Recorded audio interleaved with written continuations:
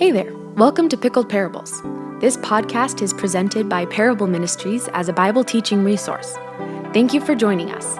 Pickled Parables is a podcast about taking in and living out the Bible. Here we will study, contemplate, and testify to the Bible's incredible teachings and how it leads us to live better lives. To stay up to date with all things Parable, follow us on Instagram at parable_ministries and visit our website at parableministries.com. We hope today's message finds you well. Well, hi guys, welcome back to another Pickled Chats. I'm Hunter, and I'm joined this time again with Jesse Turkington. Jesse, how are you? Hey Hunter, hey listeners, I'm doing well. Very good. So at the top, we're going to be. This is kind of it. I'm going to say it's part one. Mostly, that's my way of creating a part two. But we're going to be talking about God and sinners, and this is going to be a little bit of historical, I would say, like a little bit historical theology about how God has worked with sinners in the past, and see maybe what we can learn about how God works with us modern day sinners. But before that, Jesse sent me a text this week, and he said that he had a piece of information or a confession or something to update a statistic or something that he needs to correct from a previous episode. So I'm gonna let Jesse atone. No, That's right, Hunter. I in our last conversation, Pickle Chats conversation, we were talking about qualifications and kind of reconciliation with church leaders who have failed and things like that. And in that conversation, I believe I gave an inaccurate statistic. I mentioned that I thought there were like 200,000 different denominations. And I've been researching that recently, and I came across a different number that is more widely accepted, and I believe that number is 45,000. That people typically say there's about or more than, but around 45,000 different Christian denominations. So I just wanted to clarify that. Apologize for that mistake. We have updated the show description of the last episode to reflect that. We're not really interested in giving inaccurate information, but want to just clarify that it's more or closer to 45,000. Or I'm sorry, 400. No, see, this is where we go wrong. Can't even say the number right. 45,000 different denominations. Both numbers, the previous number and the 45,000, are more than I would have said. I would have said 12. Both because it's a biblical number and because then I have to force people to fit into 12 nice, neat little boxes, and they like to do that. That sounds easier. It's more manageable. It's Jesse. Okay. So for those who don't know, Jesse, you should go look at it. He's doing some Instagram. Is it? I don't know what it's called. Reels, or is it shorts? What are they called? I think YouTube Shorts is that, but they have different numbers, links for how long they can be, and I'm kind of working around the number that Instagram allows. So it's Instagram allows like 90 seconds per video. Yeah. So I'm working that angle a bit. So, but he's been making these videos about the denominations, and kind of exploring certain denominations, and he kind of takes it and looks at it and what it is and some differences, and go check those out. I find they are helpful to share with people, because I find, especially like, you have the umbrella of Christianity, and then it's like, well, how come, my brother said he's a Christian, but he doesn't believe that. And a lot of what Jesse's talking about is going to address those. Well, how come your carpet is, we don't even have carpet. We do tile because we're Baptists. No, sorry. Forgive me, Baptists. I love you. It's off the rails, Jesse. Did you do that because of a swimming pool? They have tile and swimming pools, That's and pretty you have to good be though. baptized. You Oh know, yeah. I'm convinced. So here we go. I'm convinced there's three, 2.5 schools of thought for Baptists. There's the natural body of water Baptists, and they're not gonna get dunked in anything but a God-made body of water. They won't do it. They will freeze in the ocean getting baptized over another option. And then there is the installed like baptismal Baptists. And these have essentially like a 6-foot deep bathtub in the back of the church, which is for those Or the front. or the front. Of the church. Yes. So for Christians and maybe non-Christians listening to this, welcome. There are Christians out there who attend a church that just have a giant bathtub at some spot in their church. And it's not hard to fill. I've done it, and it takes a while, but it's a lot of water. And when you have that much music equipment and electronic equipment literally it's scary. Inches from it, it gives me. But anyway, and then the third is what I like to call the horse trough Baptists, because they got like the big metal portable thing that they roll out, they dunk, and then they roll it back outside. And those are my favorite. There's only 3. Yeah. I'm a fan of the horse. We actually.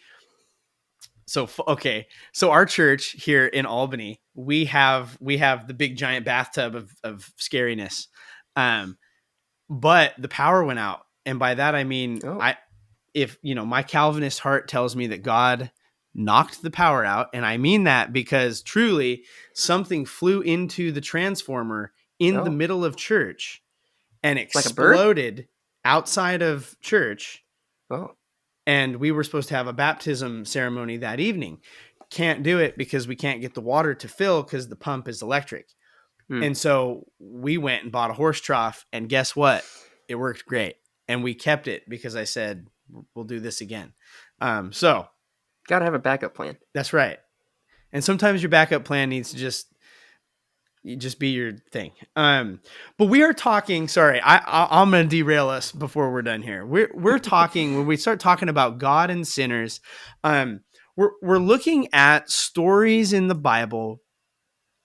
There's plenty of them, but specifically stories where the main character, or I guess support characters, depending on how you view what's happening in the Bible, but the main human characters are falling short in some very specific way, and specifically what we can learn from their shortcomings, but also how God, being sovereign and good and just, works with those situations to accomplish his purposes.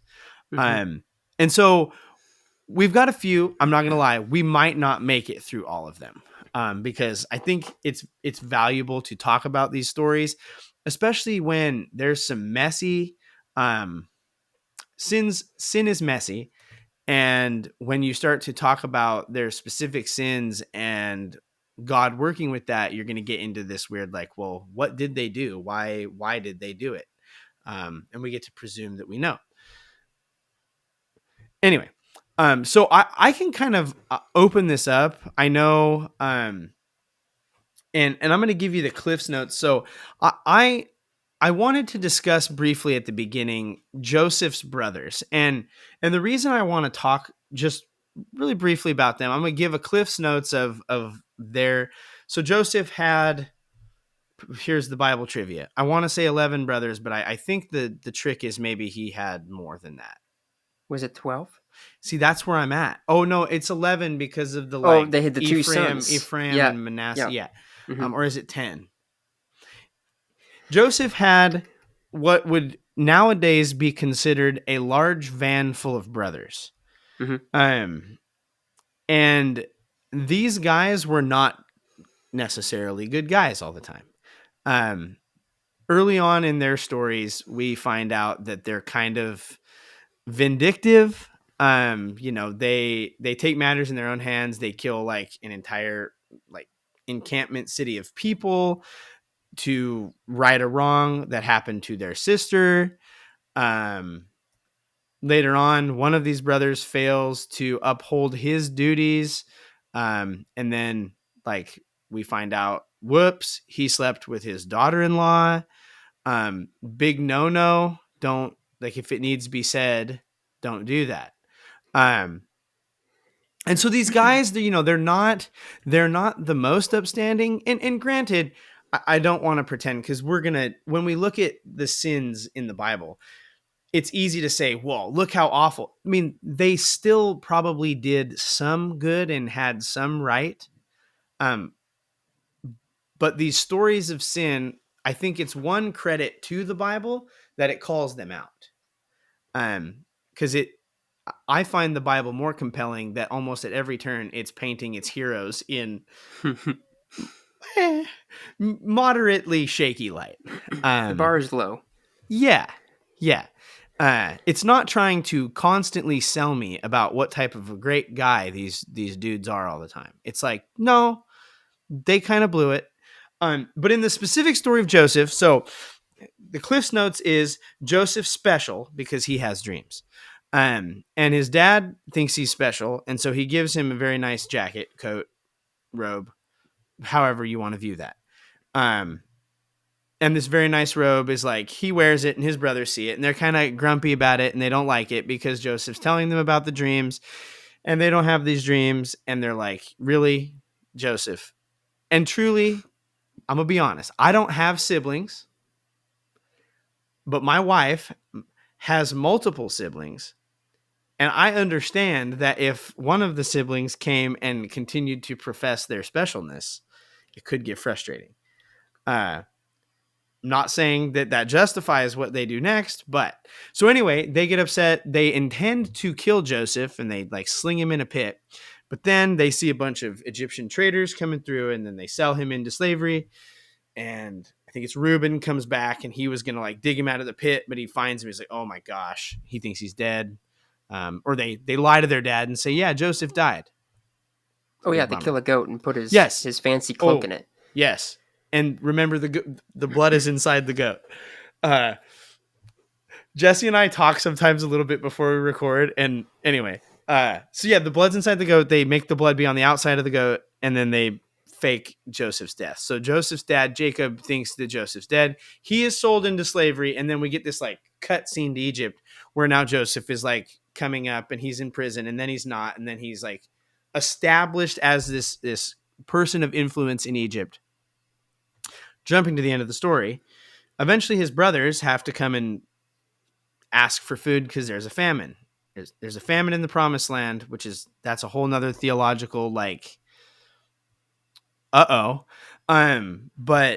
they have to go to Egypt to get food, and they have to get food because Joseph's in charge from Joseph. And then once they realize it's Joseph, they're a little bit worried, but they eventually bring their whole family, cutting ahead, to Egypt. Where they're united once again. And when Joseph's dad, Jacob, goes to die, Israel gets ready to pass away. Joseph's brothers are like, ooh, dad's going to be gone. And I bet he's going to be really mean to us. So we need to lie and tell Joseph that dad told him that he needs to be really nice to us. And so they do that. And Joseph tells them something that is, and I share all this kind of up front. I know I'm yammering, but I share this up front because this statement is going to be at the heart of a lot of these God and sinners conversations. So I'm going to read this little bit. It's Genesis 50, starting in verse 15. It says, when Joseph's brothers saw that their father was dead, they said, it may be that Joseph will hate us and pay us back for the evil we did to him. So they sent a message to Joseph saying, your father gave this command before he died. Say to Joseph, please forgive the transgressions of your brothers and their sin, because they did evil to you. And now please forgive the transgressions of the servants of the God of your father. Joseph wept when they spoke to him. His brothers also came and fell down before him and said, behold, we are your servants. That, by the way, that proves one of them dreams True. It's a fun little thing there. But Joseph said to them, "Do not fear. Am I in the place of God? As for you, you meant evil against me, but God meant it for good, to bring about all that many should be kept alive as they are today." And then Joseph goes on to promise, "I'll provide for you. Don't worry about it." But it's this idea that Joseph's brothers meant evil. Like, Mm-hmm. they were not, it wasn't an accident. It wasn't like, oh shoot, this really got out of hand. They meant something evil to Joseph. Like, the original plan was, let's kill him. And God meant it for good. That's a, to me, that's kind of sometimes a challenging It's hard. theological thought. So I'm going to quit talking and let Jesse respond however you want to that story, that thought of God using evil for good. That feels weird even to say, but yeah. I think Joseph is the story of Joseph. I think that's my dad's favorite story of a character in the Bible, because he does such a great job of managing his tough situations. He gets thrown into a pit. Like, he starts off as the annoying little brother, and I know that because I am the annoying little brother in my family. No. And so he starts off there, and he ends up in a pit. He gets sold to, I forget who they were, but they take him to. Listen, the whole thing with Genesis is so interconnected. There's just story, like circles and circles with different details. That's the same story over and over again. Yes. And Joseph gets sent to Egypt. He gets put in prison. He gets given to Potiphar. And then his wife lies because she wanted him and he did not want her. And so he got put in prison. But then even in prison, he does well. And he gets pulled out of prison. He gets set high in the status of places with the Pharaoh and things. And then his brothers come back, and we have the circle of record scratch. His brothers come to him, not recognizing him because he's in Arab, or not Arab, but Egyptian garb, and like in a high position. Definitely looks very different than when he was in the pit. And they're coming and bowing down to him like Joseph had dreamed when he was a kid. And that just the whole idea of how the Lord worked that stuff to save Jacob's family. Because of the famine, Joseph had been able to interpret Pharaoh's dreams, save up a surplus of supplies and things, not just for Egypt, but for the surrounding peoples, because there was a great famine. And because of Joseph's faithfulness to God, he had established with Pharaoh a place where he could invite his family, give them a piece of land, and they were safe. And it shows Joseph to be this hope of what Adam was type of idea. This man who was faithful to God and who listened to him despite all these hard things. And then God worked through all of the mud to draw a beautiful painting. And it's a crazy, crazy thing. Yeah, it's I think one of the things that we're going to run into when we start talking about God and sinners is and I think it's a temptation of humans, at least it's one that I have, especially when I get to these, is we want to point to the part in the story and say, well, is that what God wanted them to do? Like, because all this good happened. And I think that's a popular thing that our culture does nowadays, where it's like, well, we have to retell this well-known kid story, and we have to show like why this was actually secretly a really good thing that the bad guy did this.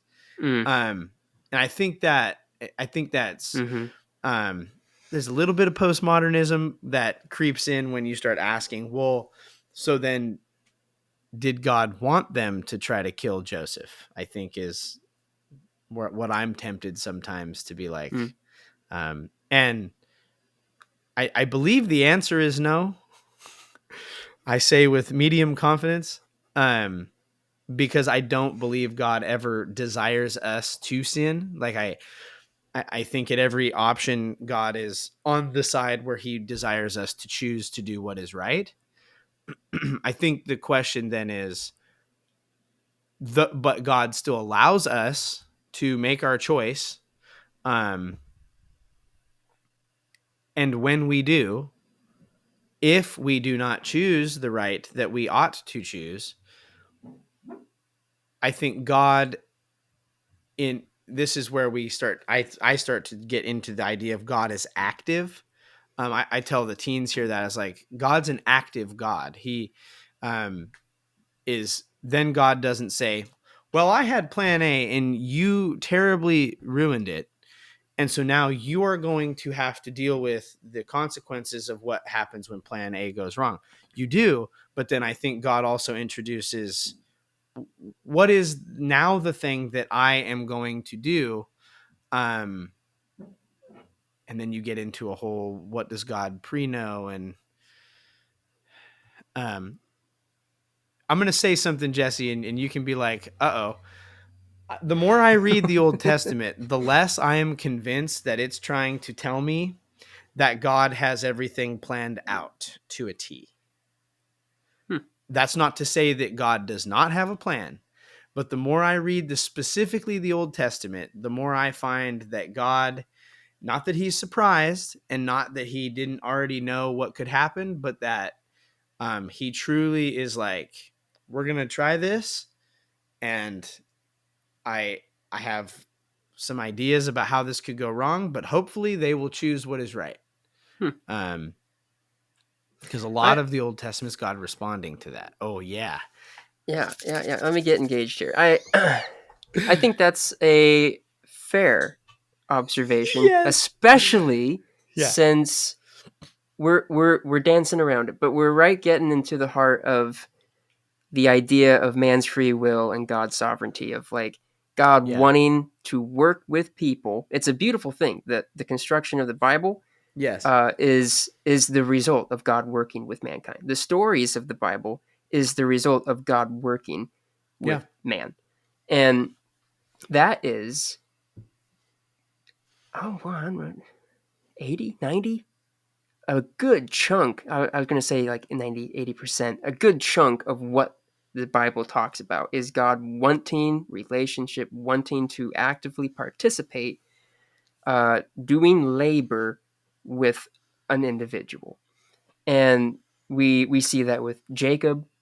We see that with the patriarchs, where we have these guys who just have momentum. They don't like they're making bad choices. They're making sometimes good choices, but the Lord uses their momentum to further His plans and stuff. And so, the idea that it seems we're dancing around a little bit is when you have man's free will bumping up against God's sovereignty, you end up with God working with man's failures to make good things happen.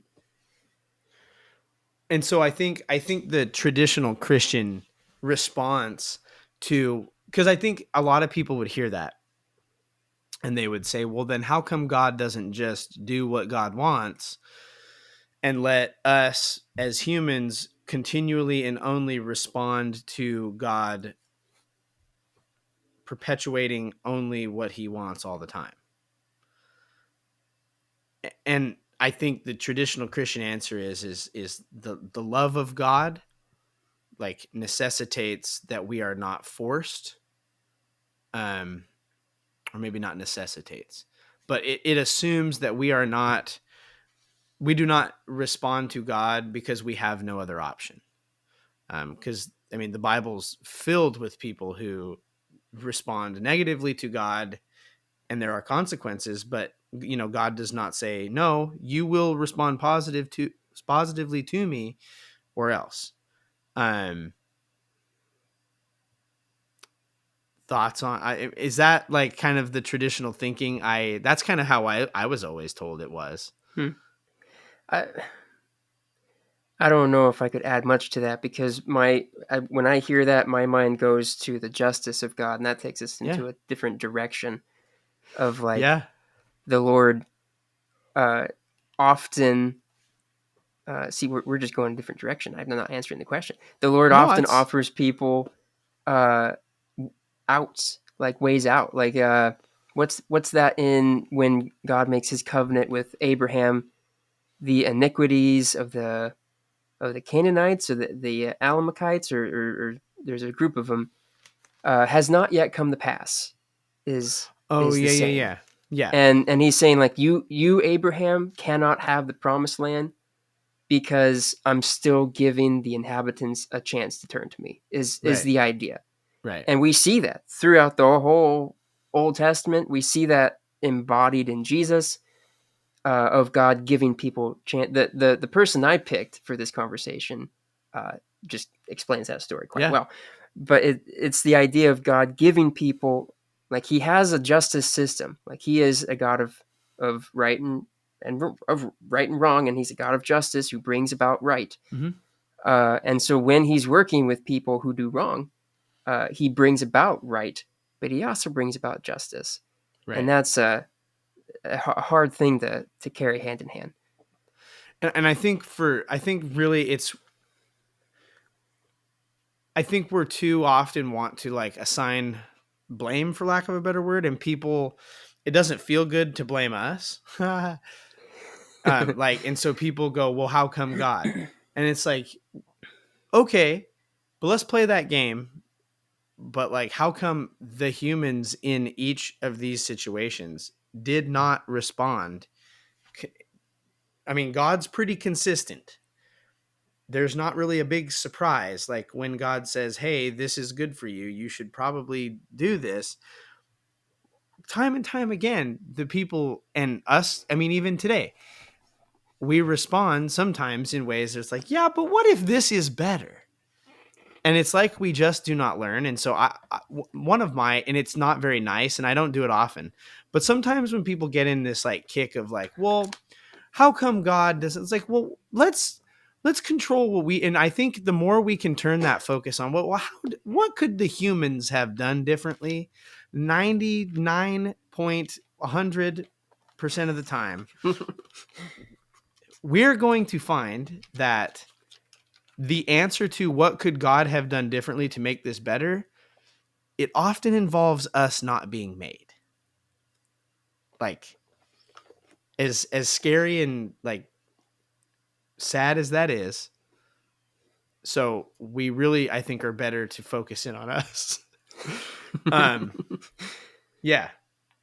But so Jesse, you picked a character Mm-hmm. that really starts to look at and I didn't say this to you earlier, but he's one of my favorites for reasons that we're going to get into, because it's not the Oh, okay. reasons that most people have. Okay. At least I don't think. But so Jesse, why don't you tell Uh-huh. us about who you chose? Yeah. So in this conversation of God and sinners and God working with sinners, I picked Jonah. He is He didn't do anything he wrong. he, he fascinates me.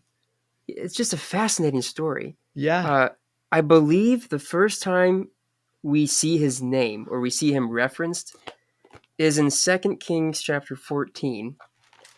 It's a chunk, but just I'd like to give a little context Yeah. for who this guy is, and also it gives some really fun context for just the story of him, because he gets his own little story in the Minor Prophet. This is 2 Kings chapter 14, verse 23. Some fun history here. In the 15th year of Amaziah, the son of Joash, the king of Judah, Jeroboam, this is a different Jeroboam than I think the popular one, the son of Joash, king of Isaiah, began to reign in Samaria, and he reigned for 41 years. And he did what was evil in the sight of the Lord. He did not depart from all the sins of Jeroboam the son of Nebat, which he made Israel to sin. He restored the border of Israel from Lebo Hamath as far as the Sea of Arabah, according to the word of the Lord, the God of Israel, which he spoke by his servant Jonah, the son of Amittai, the prophet, who is from Gath Hepher. For the Lord saw that the affliction of Israel was very bitter, for there was none left, bond or free, and there was none to help Israel. But the Lord had not said that he would blot out the name of Israel from under heaven, so he saved them by the hand of Jeroboam, the son of Joash. So even in that little paragraph, we get God working with Jeroboam, who we're told did great evil in the sight of the Lord. But that's the first mention of Jonah I'm aware of. And then we get to Jonah, his own little story in the Minor Prophets. And man, it's fascinating. This little book is loaded with little hints and callbacks and details. Honestly, if you guys want to learn more about just how fascinating Jonah is, go check out the Bible Project did a great series on exploring Jonah and the what's the main guy of the Bible Project? Tim Mackey. Tim Mackey. I love Tim Mackey. I just forgot his name. Sorry, Tim. He goes deep, and we are not going to do that here at all. I just want to observe Jonah and how the Lord worked with this guy, and then honor the Lord in that. But Jonah, it starts with him receiving a command from God, which is in chapter 1, verse 2. Arise, go to Nineveh, that great city, and call out against it, for their evil has come up before me. But Jonah rose to flee to Tarshish from the presence of the Lord. He went down to Joppa and found a ship going to Tarshish. So he paid the fare and went on board to go with them to Tarshish, away from the presence of the Lord. Now this is one of the areas we could go super deep. We'll just do surface level ice skating stuff. If you noticed, Tarshish is mentioned like 3 times in one sentence. And there is a biblical idea that starts in the Garden of Eden, where the east of Eden, where Adam and Eve are exiled to, represents exile. We see this with Jacob. We see this with the most prominent examples is Israel. The nation of Israel is taken into exile by Babylon, taken east. East of Eden is a book title of a famous book, but it has significance within the Bible where it represents something. Now, Tarshish and Joppa is west of where he was, and that idea, and Tarshish is where King Solomon got some very fancy things when he was building the temple of God. He got some peacocks, some gold, some monkeys or apes or stuff, like things that's like extravagant and exciting and like kind of little hints of the Garden of Eden. And so when God tells Jonah to go to Nineveh, which was the capital city of Assyria, who had a hand in destroying Israel, that was east. That was to the east. And Jonah tries to go as far west as he can. He flips a full 180. Yeah, Tarshish is on the edge of the known world map they had. It was so far west, it was as far as he could go. And he was trying, he's like, no, I don't want to go to the exile place to try to bring these people to you. I want to go as far to the garden as I can. That's the symbolic picture that we start with. And so he goes there. Then we get into a whole new part of the symbology. He goes into the ocean. He tries to sail there. The ocean is just the biblical equivalent of chaos. Like, man cannot walk. Like, when Jesus walking on water, that's a huge deal because water cannot support man. You can't walk on it. You can't live in it. It's uncontrollable. Ocean storms is the equivalent of like, well, okay. In Genesis, when it starts, we have God hovering over the waters. We're like, yes. Okay, just page really 1. quick. All right, guys, we're going back to page 1. Strap in. He's hovering over the waters. The whole creation account is God taking control of chaos and putting it into an ordered method. That is God's MO through the Bible, is taking chaos and putting it into control. And so the whole idea of like the ocean or water represents kind of the opposite of God. It's the deconstruction of God's order type of idea, if that kind of makes sense.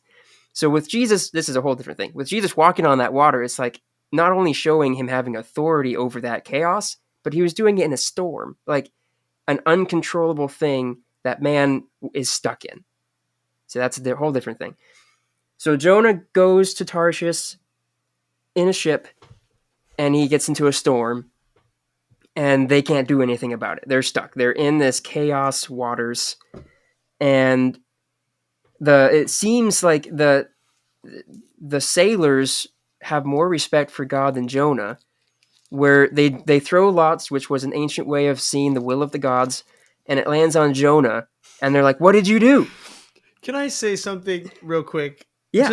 And this is, I don't want to derail us. I will not say more than this. I am baffled at how often the casting lots worked to the point where, I mean, I know that it's really like God is directing them, but I always find it funny that they're like, yeah, we cast lots. I'm like, okay, you could have just asked God. Like, but anyway, I understand what you mean. Anyway, That's not what to the derail. disciples do when they're trying to replace. Oh no, what's the bad guy's name? Judas. Yeah, Judas. Yeah, they did lots, and they got what, Matthias? They got him to replace him. Oh man, I'm gonna go off on a tangent. Do you think? Okay, so I have this. Could it have been either of them? Like, truly, did they kind of flip the two coin? Options they had? Yeah, they were both fine. They flipped a coin. Yeah, they both got one. fine because they had requirements, right? Like they had to be there for Jesus' baptism all the way up to his resurrection. Yes. Well, and so, man, it was. We'll get back to Jonah. It was like a year ago. I can't remember who. One of our teachers. Oh man, I want to say it was Grant, but I can't remember. He talked about like choosing between the two goods. Yeah, that was Grant. Yeah, and choosing between the good and the best. And the best, or what? Yeah. Mm-hmm. Like, to me, that's when we start talking about like how God interacts with us. Like, that is truly a lot of it is like both are good choices, but one is a better choice. And a lot of us like coming under God's will is learning to make the better choice more often. But anyway, back to Jonah on the boat. One of these times we're going to have to talk about if Paul was supposed to be the place of Matthias. Oh boy. But that's a different conversation. I just opened Pandora's box. We'll close it back up. Jonah is on the sea, and so they cast lots, and they're like, Jonah, what did you do? And he's like, yeah, I'm running from my God. And this is the moment. This is one of those moments where Jonah seems like he's finally stepping up to the plate. And he's like, you know what? Cast me overboard. Maybe God will have favor on you guys. Like maybe he just wants me. And that's the one part in this story where like, okay, Jonah, all right, you're like coming back around. So they don't want to. The sailors don't want to do it. And so they throw their cargo. They try using their oars, and they can't do it. So they throw him overboard. The storm stops. Is Jonah trying to be dead? Well, see, he is at the end of the story, so maybe. I've always thought Jonah was trying to be dead. I'm phrasing that a specific way, but okay. Anyway, well, we get there in chapter 1, verse 17. It says, "The Lord appointed a great fish to swallow up Jonah, and Jonah was in the belly of the fish, real big, 3 days and 3 nights." And I think when we read that, the response should be, we have what's called the lullaby effect, where we know this. We've heard the story so much, we know what happens. We miss the feelings. I've seen Pinocchio. I know what happened. But when we read this, the first thought is like, what a way to go. Just like he's being digested for 3 days into the belly of a fish. That's the thought we're left with. It's like, oh, Jonah, what a way to go. You should have listened to God. And then Jonah has his nice long prayer, where he says at the very end, but I with the voice of thanksgiving will sacrifice to you what I have vowed I will pay. And the Lord spoke to the fish, and it vomits Jonah up on dry ground. And the Lord tells him again, go to Nineveh, ask them to repent. Jonah goes. All it says that he said, the one sentence Jonah says, is not really a call of repentance. It's more of a call of awareness of, yet 40 days and Nineveh shall be overthrown. That's all it says he said. But it seems that was enough for the story. The people of Nineveh believed God. They called for a fast and put on sackcloth, from the greatest of them to the least of them. The king of Nineveh did this too. And then when God saw what they did, this is chapter 3, verse 10, when God saw what they did, how they turned from their evil way, God relented of the disaster that he said he would do to them, and he didn't do it. But it displeased Jonah exceedingly. No, Jesse, he, that's the end of the Bible story, and then Jonah and Nineveh lived happily ever after. Okay, see, and there is no chapter 4. Here's why I have difficulty with children Bibles. Yep. I have a standard for myself. I teach Sunday school occasionally, teach other places and things for different age groups. The lowest I will go, just as a personal standard I've set for myself, is middle school. Yeah. Because it's a hot take potentially, but I don't think the Bible's for kids. Ooh, I don't want to. Yes. I'm not trying to water it down. Not trying to water it down. Hey. Not trying to like get those kid books out there. I'm gonna say something. Hopefully maybe one day I'll bring you around on it. I'm convinced that children. I'm gonna have a caveat to what Jesse just said. I think you are correct, and I mean this in the most loving, but also, and I'm gonna preface this. This is a Hunter Hoover moment, so. I think Jesse's correct. If your kids are tender, then that's all I'm gonna say. I am convinced that children can handle much more than we believe they can. I have attempted this to various levels of success. One, I taught our third through fifth graders the adulterous woman. They totally got what was going on. They understood, and it was almost better because they weren't caught up in, well, who'd she sleep? They were like, yeah, Jesus saved her. He didn't condemn her. Like, they were able to dial in on parts of it. But yeah, there are portions of scripture, we're not putting Song of Solomon in the hands of fourth graders. I mean, maybe, but not without telling, we're not going to tell them everything. Now, those gazelles are wild in Song of Solomon. That's all I'm saying. They're leaping, literally leaping with joy. With joy. Let me add to this before we go back to Jonah. So here's the thing. Jesus did say, "Let the little children come to me." I think there's absolutely a place for kids in here.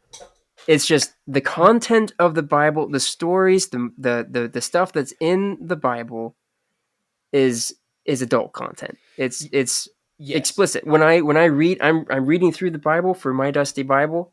I have to stamp on there explicit because it is explicit. Yeah, I think the key distinction is the parts of the Bible that are necessary for faith in Jesus Christ are accessible by all. That's fair. That's a fair way to put it. Yeah. We'll leave it at that. Jesse, we'll have to just have this little debate. Okay. Not right now, but I love this because, yeah, there's some hoogity boogity dark and scaries in the Bible. I'm not going to pretend like there ain't. Mm-hmm. Like there's sea monsters. Sorry, everyone. Whether or not those are real sea monsters or not, but like they're in there. Part of the chaos water. Yeah, exactly. Well, and I'm convinced. So, oh boy, I'm convinced that there might be something under them waters that we haven't figured out yet. I know there is. Whether or not it's a monster, so scary. I don't know that, but I think that's when when you're talking about the chaos waters and Jonah and this boat and this ocean and this fish, that's the feeling that we're supposed to have. That Mm-hmm. like, I don't like the ocean. That's me. I know we live in Oregon where everybody's like, I want to go to the coast. And I'm sitting here going, have you seen the coast? There's so much water. Like, there's so much water, I can't see where the water stops being water. And it's salty. You can't even drink it. Yeah, it's not even good. And so like, and I know about boats and airplanes and submarines, and like, I would argue, much less fear of those things than the ancient Israelites. Like, the last time we built a really big boat for them, everything got destroyed.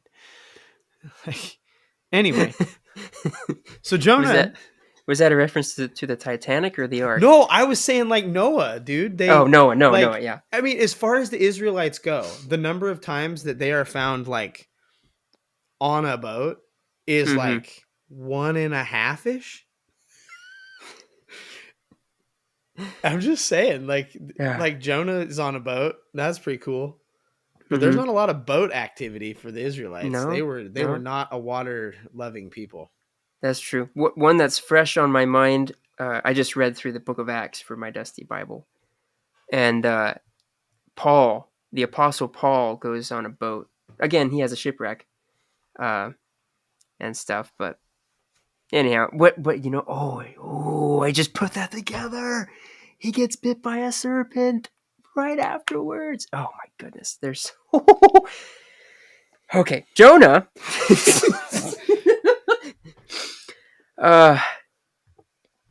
Jonah he is exceedingly unhappy, is how the Bible puts it, and he goes out.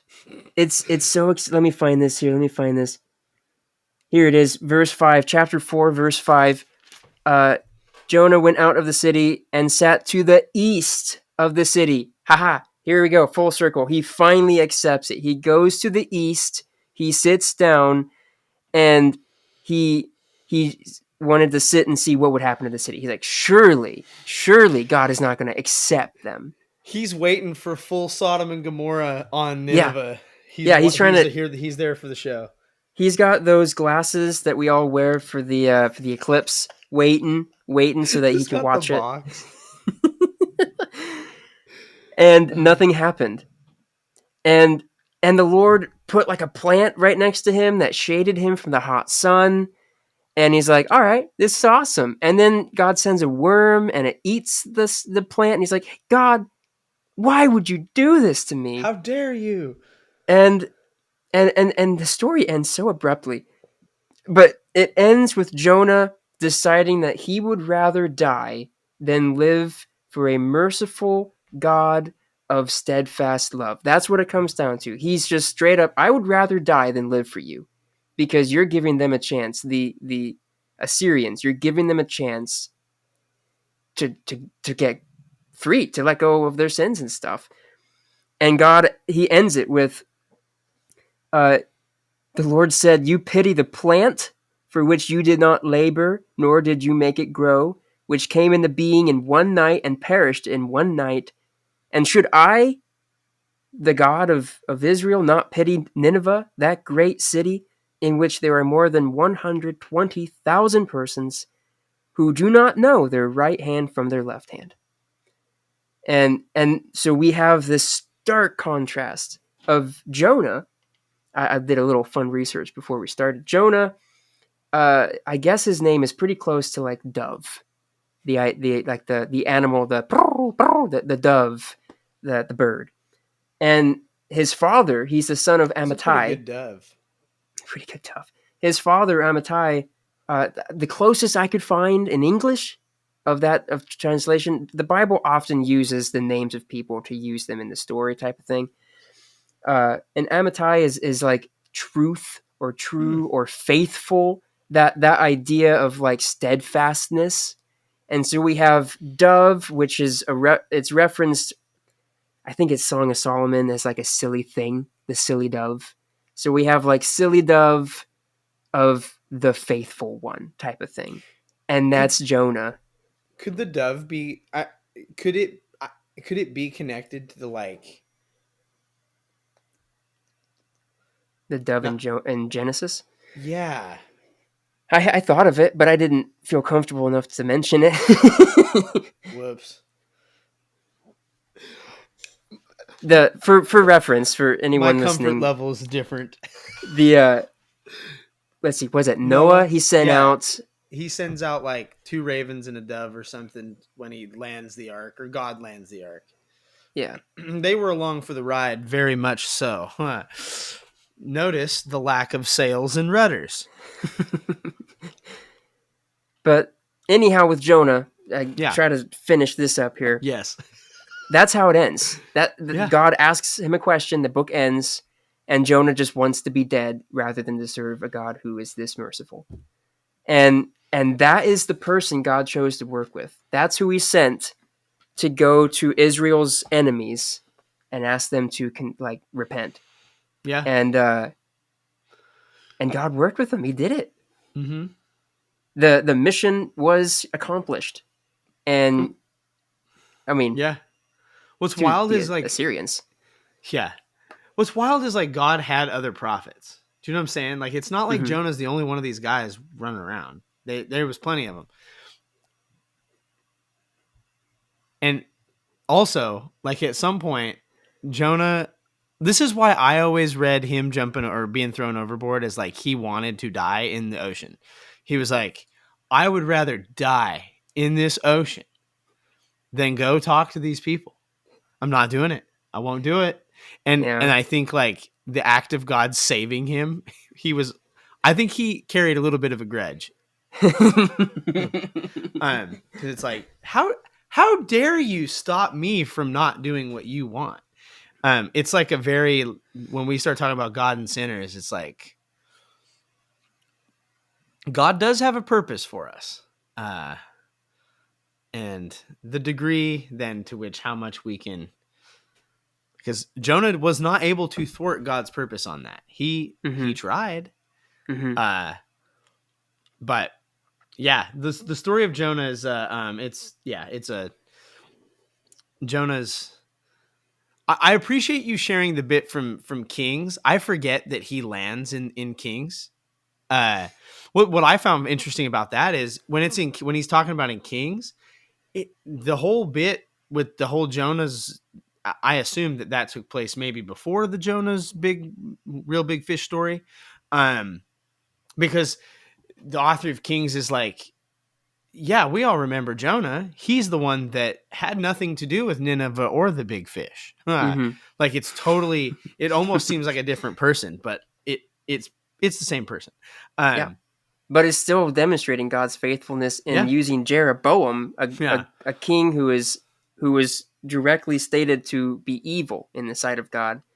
It says that God worked with Jeroboam because God had determined not to blot Israel out from the earth. Yeah. And if there's anything you can take away from this conversation, dear listeners, it's that God wants to work with you. Yeah. You can run away. You can go try to get to the Garden of Eden on your own. You can go into that exiled place with the Lord. You can do however you want, but God is trying. He wants to work with you, and it's just a lot easier, and brings a lot more joy if you just go along with it. And I think for me, like a takeaway from all of this is, I think there's a concern sometimes when we start talking about the goodness of God and like God working with sinners. And there's this like apprehension of like, well, I don't really want to get in God's way, or like, I don't want to try to do what I feel like God's having me do, because what if I mess up? Or what if I don't do it the way that God wants me to do it? Mm-hmm. And I'm going to go out on a limb. I'm convinced that the act of responding to that prompting of the Holy Spirit and doing the thing that God is drawing you to do, God is able to work in that choice. And sometimes, sometimes we're doing things for God and, we stumble or but God uses that, like you said, momentum earlier of like we are on the trajectory towards God and towards the thing that God has called us to. And I think God honors that. Mm-hmm. I don't think he's going, okay, well, you did a really good job. Now we're going to throw huge wrench in it and see if you're still up to the Mm-hmm. task. I Mm-hmm. think those wrenches come. Mm-hmm. And often we're going to get into the whole testing, but like tests aren't bad. This American culture, here I go. I work at a school. Tests are viewed as this thing that stops me from getting toward something else. Mm-hmm. And that up until like very recently, that is not what a test was. A test was an opportunity to show what we had accomplished and learned. Mm-hmm. It was an opportunity. It was not a roadblock. And like in the Bible, when God gives tests, it's opportunities for us and for the people of faith in the Bible to show God, this is what I have learned from you. I want to show you where I'm at. Mm-hmm. Rant over. Let me just jump in this little rant for a second too. Yes. Here's the mental image I have in my mind, and I find it to be really helpful to me in this idea of the word we've been using is momentum, of like just trying to go along and let the Lord steer us. Is we have been given through the Bible ways that teach us how to honor God. We know how to honor. We know how to live for God, and so the mental picture I have is somebody on a bicycle. If you're on a bicycle with two wheels and you're going slow, it's really hard to stay up on the bicycle. Mm-hmm. But the more you're going on that bicycle, a lot easier. It's a lot easier to steer and to manage that bike. Now, if we just bring this into whole metaphor land, the bicycle's our life. We're on the bicycle. We're giving it momentum. We know how to honor the Lord. Let's do that. Let's go live out. Let's take that step out in our lives. Do the thing that we're like, I don't know if this is what God really wants me to do. And I'm going to wait for that Gideon-like fleece to tell me if I'm going to go or not. Do it. If you know that it will honor the Lord, if it's something that you feel the Lord has gifted you to be able to do and you can do for the benefit of Him and other people, do it. And if you find this not working, stop doing it and do something else. Take that momentum, like on a bicycle, and let the Lord help steer you. And He will. Think of Jacob. That man was on a bicycle. He was trying to do the French Detour thing. He was going fast, and the Lord would just redirect him. He would sometimes have to do a full U-turn, just fully direct him on that bicycle. But that man had momentum. And it seems a lot of characters in the Bible had that momentum. They were doing stuff, and the Lord just took that momentum and redirected it so that out of the bad stuff, the good stuff would happen. Yeah. No, I think that's wise. I think that's helpful. Even to me, because like, there's times where I think to myself, like, is this like, I know that I'm accomplishing something, whether it's good or, but I feel like but the fact that it's kind of that, you wake up and you be faithful to what you feel God has for you today. And if it is not what God has for you tomorrow, you have to trust that He'll guide you in that. Yeah, that's good stuff. So Jesse, I know you had prepared too, but I think we should, and it's part one. So next time you already have a second one prepared. So it's like, I like what you're doing here. I like this. Go. And then I will bring, I'm not going to bring, you see, here's the thing. I don't want to bring the heat on it because I want to save my frustrations.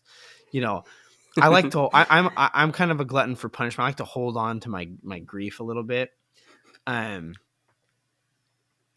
So I'll have to find another like weird one before I drop the ball or drop the bomb with Gideon. Well, but there's plenty. There's plenty of fish in the ocean, if you will.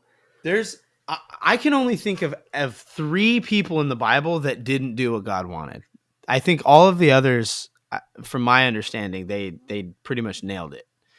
I'm just kidding. That's not true. That's patently false. But yeah, I think we're gonna leave it with I'm gonna let what you said kind of be that good as like that momentum piece and pursuing God and having faith that God is taking us towards something, and faith that God will course correct when needed. We don't need to worry about all that. Like let the sovereignty of God work in our lives. Yeah, there is one caveat. There is a danger where you can get super focused on that bike ride, and you're like, I'm going to do this, though. Oh, I'm going to shove it right over this hill. Yeah. Crash. Yeah, so keep in mind, I'll add this little, how do you say that? Caveat. I always think of caviar is when I try to say that. It's fair. It's awful, but it's fair. Yeah. Be mindful. Just be aware. Make sure that you are like keeping the Lord in mind, and like you're doing it to honor Him, not make a name for yourself as like right. A faith. You can totally fall for the idea of like, I just want to be known as like a faithful man to God. Even that can become a prideful seed where you don't want to let go. It's like, but it'll look like I'll fail if I stop, and then people will see me as a failure. And then you can do gymnastics, and then that's going to reflect poorly on God because I did this in the name of God and I failed, and it's going to look like God wasn't in it, and you can go all over the place. So there is a danger to having this like momentum stuff. Make sure that you're willing to change course if you need to. Yeah, I think I'm hearing in there this idea of like we got to know like how and when to transition ministry well. But yeah, I think that's good. And yeah, I had to. No, I think this is good, Jesse. I would also say with the like be willing this is what I had this thought before I had to have my facetious part. When you're at that moment where you're like, I'm not sure. Like I have momentum, but I'm not sure. Like it's never a bad idea to take it to God. Pretty much almost all of the times where humans sin in the Bible, if they had just maybe like refocused themselves on God and went to God with it and took it to God, probably could have had a better outcome. And like seek sound biblical wisdom from people either who've gone before you or church leaders in your life that are good and trusted. Those two are God uses those to steer us and guide us. Steer sounds bad. Guide. Yeah. Guide is better. Advise. Yes. Yeah. Well, cool. I'm gonna say goodbye and end the recording because we have been recording some time now. But thank you all for listening. You're going to hear Marta here in just a second, but we hope you can go check out the stuff Jesse's doing with My Dusty Bible and the stuff that he's doing with social media. And we've got new things coming. They are in the works. We promise. Yeah, really excited about them. Yeah, it's going to be good. But thank you, Jesse, for sharing again. It was good. Yeah, my pleasure. Yeah, and thank you guys for listening. We'll catch you next time. Bye. Thank you for listening to Pickled Parables. If you enjoyed this message, please rate us, subscribe, and share with your friends. If you're interested in more things like this, check out our secondary podcast called My Dusty Bible. To stay up to date with all things Parable, follow us on Instagram at Parable_Ministries and visit our website at parableministries.com. Parable is a volunteer organization, and we would deeply appreciate your prayers. Thank you for joining us today. We'll catch you later.